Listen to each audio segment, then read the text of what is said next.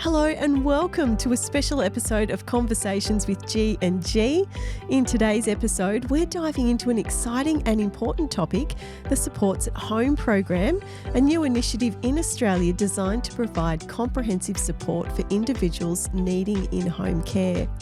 Now, this program is set to make a significant difference in how people live independently and also receive care within the comfort of their own homes.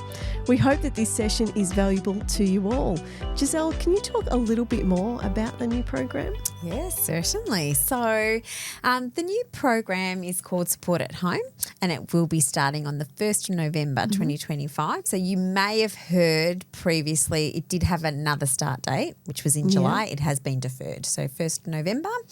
And as a family member or a caregiver, it's really important to understand the program because you may need to be supporting your loved one to understand what's changing for them, if anything's changing for them. So hopefully this session's informative enough to answer some of your questions or to maybe prompt you to ask your provider for some assistance or answer questions for you. Great.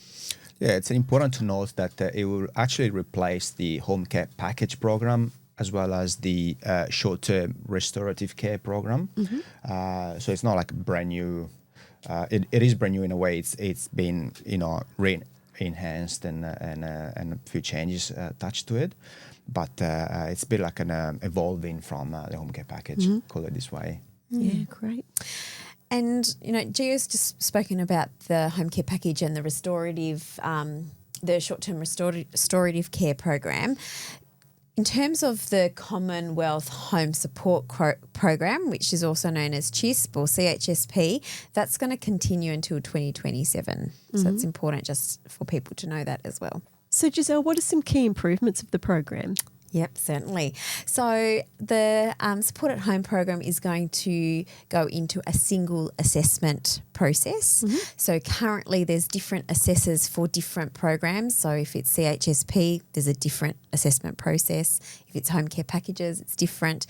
But moving into Support at Home, it's going to be a single assessment. So it makes it a little bit easier and fairer on everyone to go through that.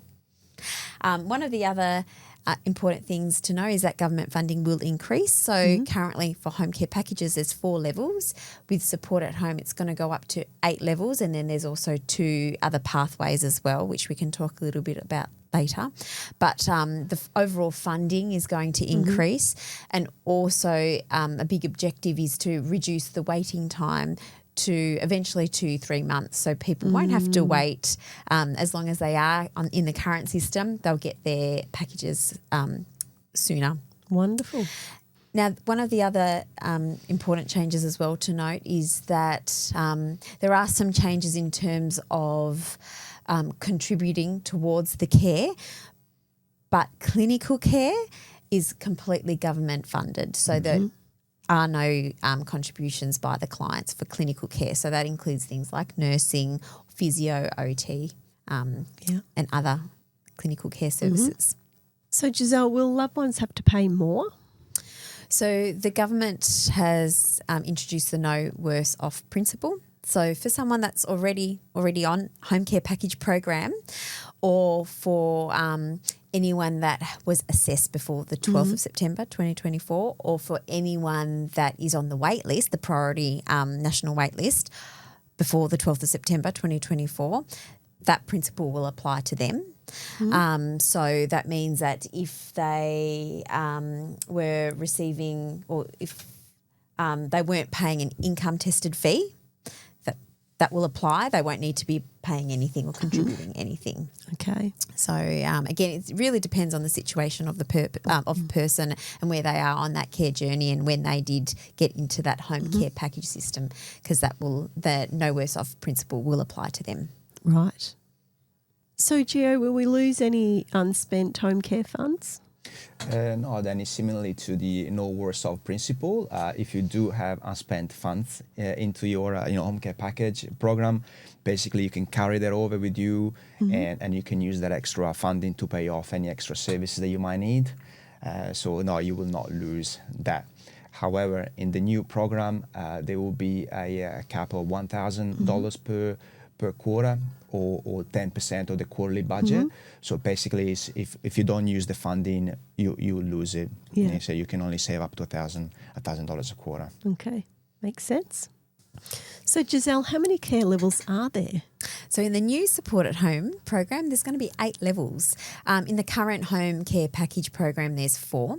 So what this means for anyone that is in the current home care package, they'll be matched to that level with the equivalent funding that they've currently got. Yeah. So in Support at Home with the 8 levels, the overall funding that can be or the highest funding amount, the level 8 is I think about $78,000 per year. So obviously the different levels have different funding amounts. Now, there's also 2 short-term classifications or 2 short-term pathways. One is the restorative care pathway and one is the end-of-life care pathway. So both have additional funding assigned to that particular pathway. The end-of-life pathway is up to $25,000 over 12-week period, and that provides in-home care for a loved one who is in the last 3 months of their life.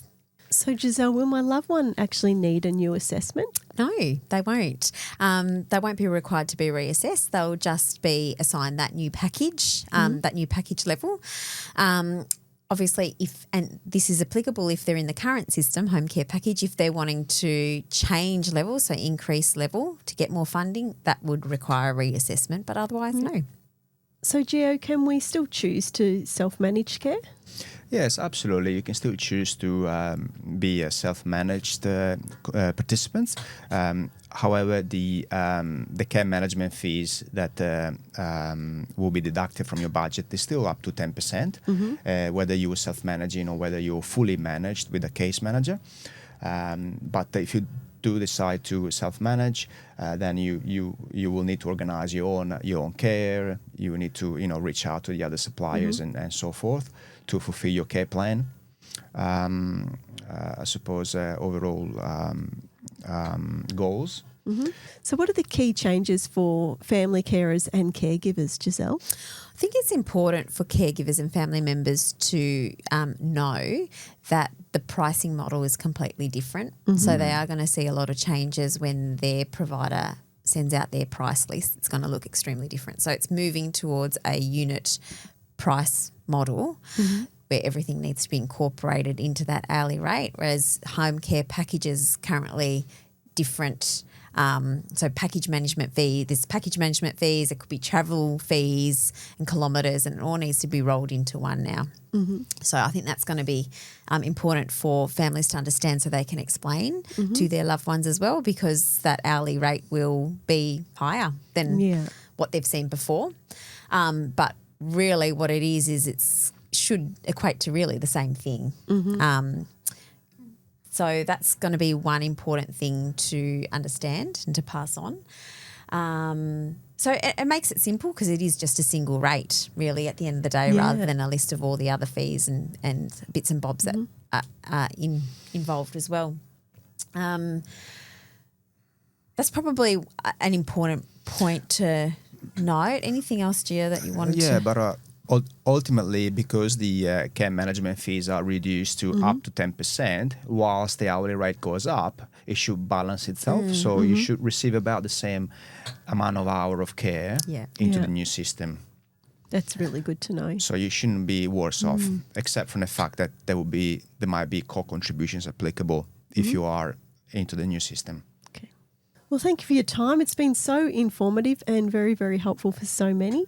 If people have got some questions and they want to reach out, what's the best way that they can do that? Well, they can definitely reach out to Conversations with G&G, and we're more than happy to provide any information. We can put in some links to the government info sheets as well, so people and listeners have access to that. Great. Thank you. We'll see you next time. See you then. And we'll see you next time on Conversations with G&G. Thanks for tuning in to this episode of Conversations with G&G. We hope today's chat offered some fresh insight and support for your caregiving journey. If you're looking for more tools, strategies, or just a bit of encouragement, head over to our website. You'll find resources to guide you every step of the way. Whether you've just started out as a caregiver or you've been caring for a loved one for years, there's something there for you. Don't forget to subscribe, share this episode with someone who needs it, and join us next month for another real, honest conversation.